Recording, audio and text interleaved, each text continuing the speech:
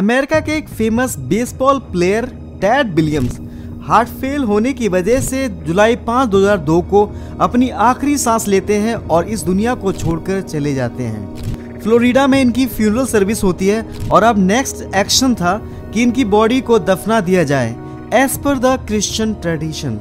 लेकिन इनका बेटा जॉन हेनरी अपने बाप की बॉडी को दफनाने से मना कर देता है और अपने बाप की बॉडी को लेकर प्राइवेट जेट से फ्लोरिडा से एरिजोना में लेके चला जाता है, जहां पर एक साइंटिफिक लैब है।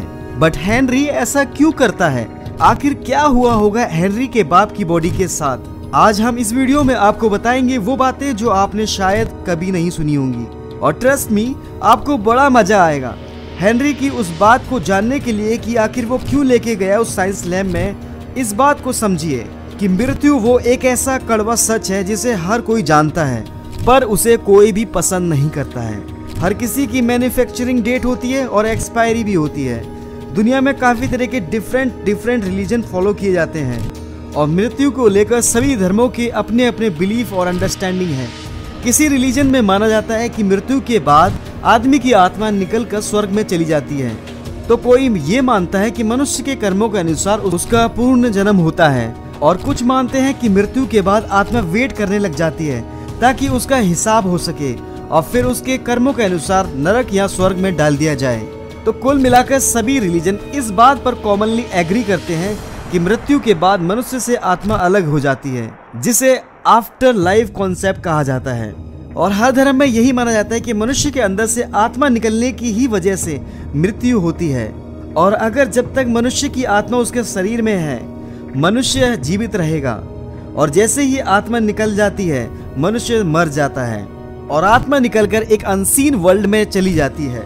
लेकिन क्या साइंस भी इस बात को मानती है? और आखिर साइंस में डेथ को किस रूप में देखा जाता है?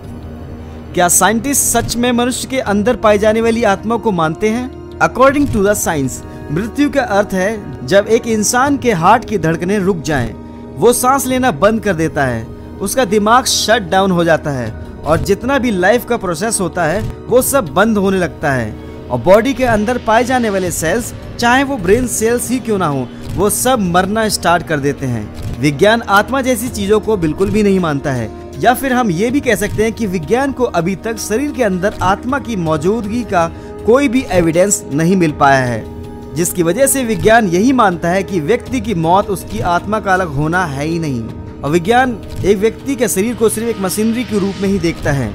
वैसे विज्ञान अपनी पूरी कोशिश में लगा है कि शरीर में मौजूद उस आत्मा को वो खोज पाए, जिसका दावा हर रिलीजन के लोग करते हैं, और हकीकत में हमारा शरीर बहुत से रहस्यों से भरा पड़ा है। विज्ञान के लिए सबसे चैलेंजिंग सब्जेक्ट या फिर वेरी कॉम्प्लेक्स टॉपिक मनुष्य का ब्रेन है, और ऐसा भी हो सकता है कि आने वाले दिनों में विज्ञान को आत्मा के होने का एविडेंस मिल जाए।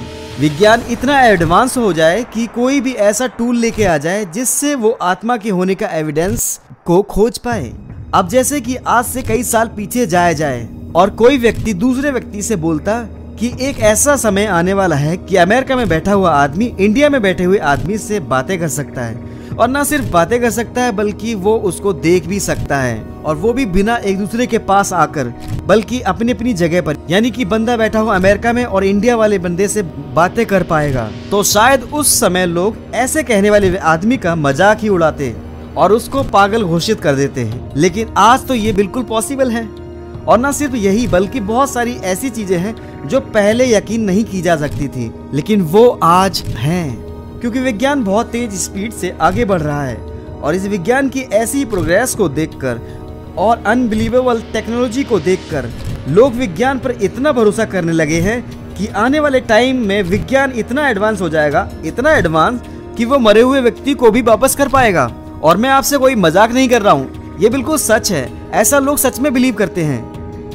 दुनिया में कुछ ऐसे लोग हैं जिनके घर में यदि उनका कोई मेंबर मर जाता है तो वो उसको बजाय कब्र में रखने के या फिर उसको जलाने के, वो उस मेंबर की बॉडी को साइंटिस्ट के पास ले जाते हैं। और यही काम किया हेनरी ने अपने बाप की बॉडी के साथ। हेनरी अपने बाप की बॉडी को बजाय दफनाने के वो साइंस की लैब में लेकर जाता है, जो साइंस की लैब मरी हुई बॉडीज को प्रिजर्व करती है, क्योंकि ये सभी लोग ऐसा बिलीव करते हैं कि एक दिन साइंस इतनी एडवांस कर जाएगी कि उनके मरे हुए लोग फिर से जिंदा हो जाएंगे। तो आखिर क्या है ये साइंस लैब जिसमें इंसानों की मरी हुई बॉडी पड़ी हुई है और प्रिजर्व है? इसमें क्या होता है, जब कोई व्यक्ति मर जाता है तो एक प्रोसेस स्टार्ट किया जाता है जिसे क्रायोनिक्स कहते हैं। इस क्रायोनिक्स का मतलब होता है मरे हुए आदमी के बॉडी को एक टेक्निक के माध्यम से डीप फ्रीजिंग करना, वो भी इस उम्मीद में कि आने वाले समय में ये दोबारा रिवाइव किया जा सके। जैसे ही व्यक्ति मर जाता है, एक साइंटिस्ट की टीम अपना क्रायोनिक्स का प्रोसेस स्टार्ट कर देती है। इसमें सबसे पहले बॉडी की कूलिंग की जाती है ताकि बॉडी की सड़ाहट के प्रोसेस को कम कर दिया जाए। इसके लिए आइस पैक्स या फिर कोल्ड फ्लूइड्स बॉडी पर अप्लाई किए जाते हैं। बॉडी को आइस बाथ कराया जाता है ताकि बॉडी का टेम्परेचर लो रह सके। फिर उसके बाद मोस्ट क्रिटिकल स्टेप आता है ब्लड सब्स्टिट्यूशन या फिर परफ्यूजन। इसमें ब्लड को क्रायो प्रोटेक्टेंट सॉल्यूशन से रिप्लेस कर दिया जाता है और ब्लड को निकालकर इसके बदले एंटी फ्रीजिंग केमिकल बॉडी में डाले जाते हैं, जिसमें बॉडी को एक मशीन के जरिए कनेक्ट किया जाता है और फ्लूइड को बॉडी में डाला जाता है। जब ब्लड केमिकल से रिप्लेस हो जाता है तो बॉडी का काफी लो टेम्परेचर होने लगता है। अब चूंकि बॉडी का काफी लो टेम्परेचर हो जाता है और ताकि बॉडी में कोई भी थर्मल शॉक न पड़ जाए, इसके लिए बॉडी की कंट्रोल कूलिंग की जाती है और ये ध्यान रखा जाता है कि कोई भी किसी भी तरह का सेलुलर डैमेज ना हो पाए। अब जब बॉडी का एक ऐसा टारगेट टेम्परेचर अचीव हो जाता है तो फिर नेक्स्ट लेवल आता है स्टोरेज इन क्रायोजेनिक टैंक। इसमें बॉडी को एक ऐसे टैंक में डाला जाता है जिस टैंक में लिक्विड नाइट्रोजन भरी हुई होती है और यहाँ पर बॉडी तैयार हो जाती है एक लंबे समय तक पड़े रहने के लिए, और वो भी बिना सड़े।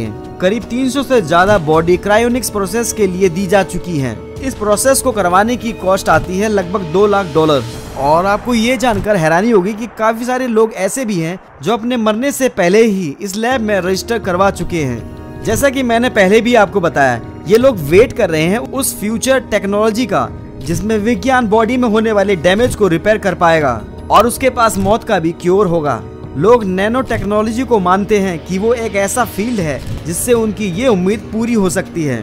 हालांकि बॉडी को फ्रीजिंग करते वक्त काफी सारे रिस्क भी होते हैं। For example damage from freezing, यानी कि बॉडी को फ्रीजिंग करते वक्त सेल या फिर बॉडी के टिश्यूज के डैमेज होने का काफी रिस्क रहता है और डॉक्टर्स इस बात का बड़े ही ध्यान रखते हैं ताकि उनके किसी भी एक्शन से ये डैमेज ना हो पाए। ये सब दिखने में तो एक फिक्शन मूवी की तरह ही लगता है। ऐसा होना या ना होना तो पता नहीं, लेकिन बहुत सारे लोग तो इस पर विश्वास करते हैं। वैसे आपको क्या लगता है इसके बारे में हमें कमेंट करके जरूर बताएं। क्या सचमुच साइंस इतनी एडवांस हो जाएगी कि वो मरे हुए लोगों को फिर से रिवाइव कर सकती है या फिर नहीं? हमें कमेंट करके जरूर बताएं। अगर वीडियो पसंद आई हो तो लाइक करें और चैनल को सब्सक्राइब कर लें और साथ ही बेल आइकन को प्रेस कर दें ताकि आने वाली वीडियो का नोटिफिकेशन आपको जल्द से जल्द मिलता रहे। तो जल्द मिलते हैं आपको अगली वीडियो में।